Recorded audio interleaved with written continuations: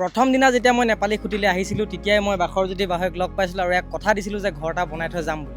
আজি হৈছে এখন আমাৰ 2 নম্বৰখন ঘৰ, যিখন আমি বনাই থৈ গৈছোঁ আৰু ইতিমধ্যে ঘৰখন গোটেইখন কমপ্লিটে হৈ গ'ল। যি সৰু সুৰা কাম আছে বা বয় বস্তু লাগে সেইখিনি মই পাছত আকৌ লৈ আহিম। গতিকে ঘৰৰ মালিকনী আছে, বাইদেউ কি ক'ব?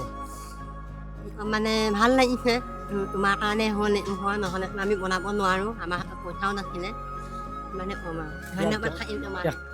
কি ক'বা? বহুত ধন্যবাদ, দাদাহঁতে আমাৰ ঘৰটো বনাই দিছে। সংগ্ৰামী অসম আৰু আমি লগ লাগি যিহেতু ঘৰ বনোৱা কাম নেপালী খুটিত কৰি আছিলোঁ, হঠাতে দেখিলোঁ আহি পাই গ'ল আমাৰ বিকাশ দা। মোৰ মৰমৰ বন্ধু, আমি বানপানী হোৱাৰ কেইদিনমান আগতে আমি লগ পাইছিলোঁ। প্ৰদ্যুন্ন ইমান ধুনীয়া কাম কৰি আছে, গোটেইখিনি টিমটো চেলিউট, তেওঁলোকক ডে 1ৰ পৰা পূৰা লাগি আছে। আমিও বেলেগ বেলেগ ঠাইত চেষ্টা কৰি আছোঁ কাম কৰিব। আজি নেপালী খুটিত আহোঁতে তেওঁক লগ পালোঁ আৰু গোটেই তেওঁৰ টিমটো ইমান ধুনীয়া কাম কৰি আছে।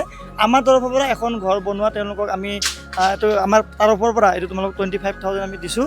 এইখিনি যাতে তোমালোকে আৰু এটা ঘৰ ক'ৰবাত তোমালোকে এড কৰি দিয়া আৰু।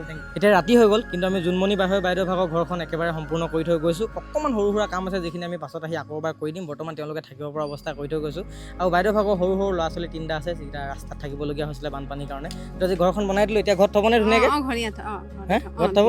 কেনেকুৱা লাগিছে মনটো আজি? এতিয়া আজি বহুত মনটো ভাল লাগিছে, কাৰণ ল'ৰা ছোৱালীকেইটা ইয়াতে থাকিব, হাঁহি ধেমালি ইয়াতে থাকিব আৰু মানে সেইটা যাব নালাগে আৰু ঘৰতে আহিব বিচাৰে, ভালকৈ ইয়াতে থাকিম বুলিয়ে ভাবে, ইয়াতে তাত ভাল নাপায়, ইয়াতে থাকিম বুলিহে কয়।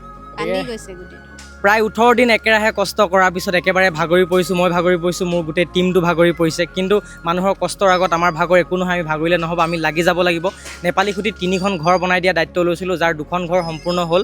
আচলতে আমি ঘৰৰ বহুত দূৰ, আমাৰ ঘৰৰ ইয়াৰ পৰা আহোঁতে ইয়ালৈকে আহোঁতে আমাৰ বহুত সময় যায়গৈ, যাৰ ফলত আমাৰ কামখিনি অকণমান লেট হৈ গ'ল। কিন্তু আমি আৰু পাৰিলোঁ হয় কৰিবলৈ, কিন্তু বৰ্তমান সকলোখিনি ভাগৰি পৰিছে আৰু বহুতখিনি সমস্যাৰ আমি সন্মুখীন হ'বলগীয়া হৈছে। 2খন ঘৰত আমি ফেমিলি থাকিব পৰা অৱস্থা কৰি থৈ গৈছোঁ। লগতে আৰু এখন ঘৰৰ কাম মাত্ৰ অকণমান বাকী আছে, যিহেতু কাম কৰা মানুহৰ অভাৱ। তাৰ কাৰণে তেওঁ কৈছে যে নিজেও মানুহ লগাই কৰিব পাৰিম, গতিকে তেওঁক আমি আজি দিন হাজিৰা কেইটামান দি দিয়া হৈছে তেওঁক, যাতে তেওঁ নিজেও কষ্ট কৰি পিনে কৰি ল'ব পাৰে বাকীখিনি কাম, যিহেতু সকলোখিনি সামগ্ৰীও তেওঁক আমি দি দিয়া হৈছে। আৰু কথাটো হৈছে এই যিমানখিনি যিহেতু কৰিব পাৰিলোঁ, এয়া হৈছে অসমৰ ৰাইজৰ আশীৰ্বাদ আৰু অসমৰ ৰাইজৰ সহায় আৰু বহুত বেলেগ বেলেগ জেগাৰ পৰা আমালৈ ডনেশ্যন আহিলে, যাৰ ফলত আজি আমি ইমানখিনি কৰিব পাৰিলোঁ। এয়া সম্ভৱ হৈছে কেৱল আপোনালোকৰ কাৰণে, আপোনালোকক ধন্যবাদ দিব লাগিব। লগতে সংগ্ৰামী অসম, মোৰ টিমটো আৰু যিসকলে শ্ৰমদান কৰিবলৈ আহিছিলে সকলোকে ধন্যবাদ দিব লাগিব। আপোনালোকে নোহোৱা হ'লে এয়া কেতিয়াও সম্ভৱ নহ'ল হয়। মই কোনো ডাঙৰ মানুহ নহয়, মই এজন ভিডিঅ' বনোৱা ল'ৰা। মোৰ এটা সৰু টিম বুলি ক'ব লাগিব, মোৰ লগৰখিনি আছে। আমি সকলোৱে লগ লাগি এইখিনি কৰিবলৈ আজি আগবাঢ়ি আহিলোঁ। আমি আমাৰ কামত ছাকচেছ হ'লোঁ আৰু কৰি যাম, ভাগৰি যোৱা নাই। মাত্ৰ 2 দিনমান ৰেষ্ট ল'ম, তাৰপিছত আকৌ এবাৰ ওলাই আহিম।